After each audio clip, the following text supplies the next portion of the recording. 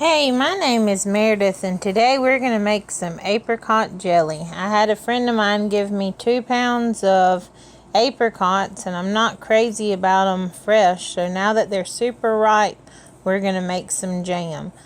I'm voiceovering, so you have to bear with me. My children are doing virtual learning at the house, so everything's a little crazy, but nonetheless, I'm taking the 2 pounds of apricots.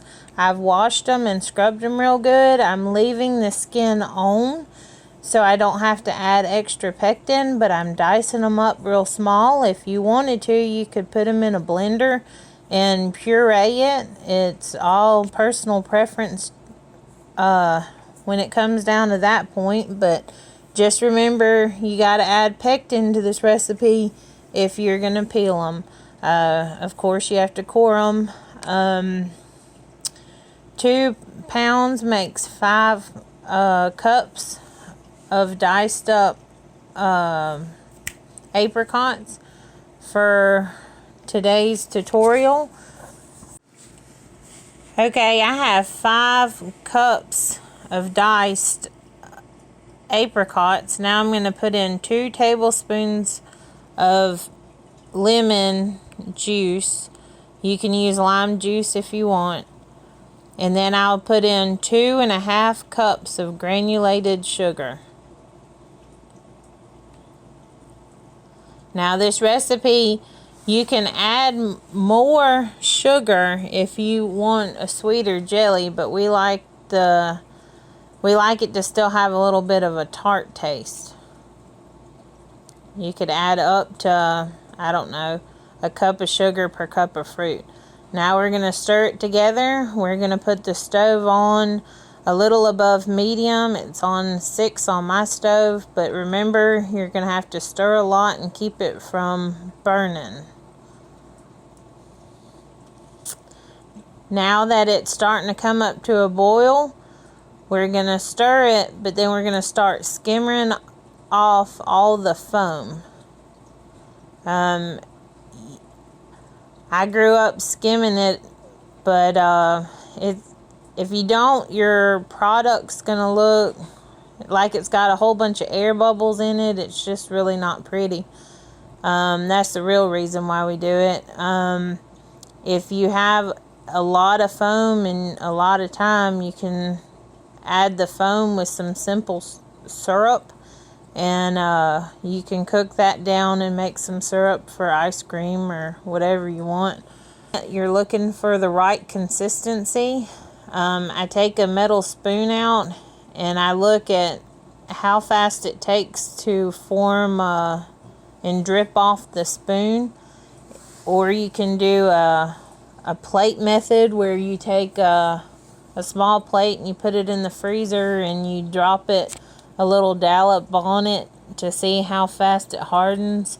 I'm just using a regular room temperature spoon to like. My pressure canner is acting like my boiler for the moment. I've got random size jars in the canner just boiling. They're getting sterilized, but I'm only going to use the real small jars for today.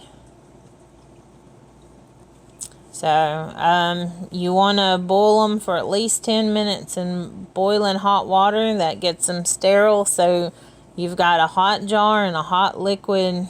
Your jam's going to be boiling hot, and then you'll put it back in the boiling hot water to water bath it, and that's how you get it shelf stable. If you don't want to water bath it, then I think it stays good in the fridge for about a month. I know after we open it, we try to eat all of the jelly up in a month.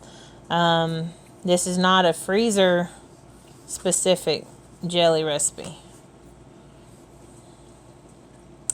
As you can see, I'm looking for the right consistency, and I've been boiling it. As it boils, the fruit will get cooked. It will start thickening up, and the color should get a little deeper. You can also take your thumbnail and look at the amount of buildup and how thick it is on the back of the spoon. Depending on who taught you how to make jelly is which way you look at it. Now this is on the extra firm side of jelly, but this is the consistency I like, so I'm going to turn the stove off and I'm stirring it around really good so it doesn't burn while I'm filling my jars. As you can see, it's real thick.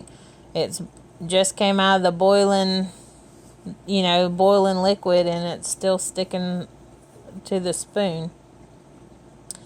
If you like soft jelly, you should probably have turned it off right after I showed you where the thumbnail, where I ran it up on the thumbnail.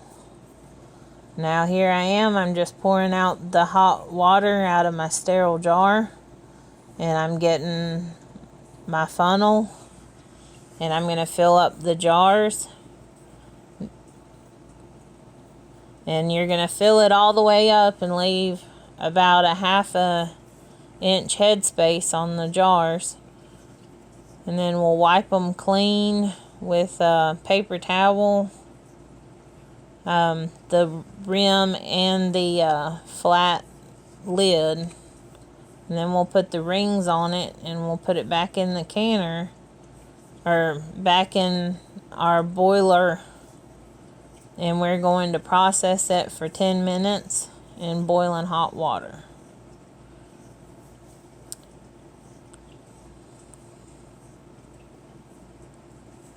With 2 pounds of fruit, we ended up having 2 2/3 of a jar full of the jelly jars, which are about your half pint.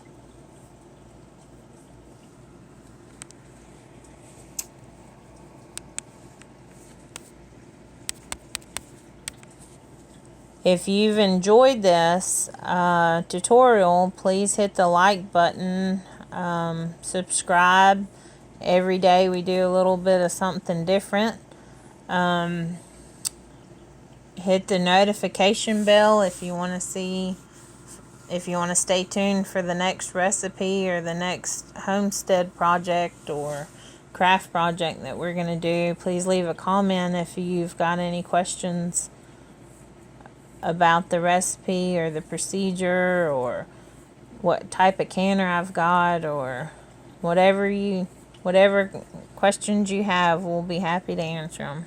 Thank you for watching.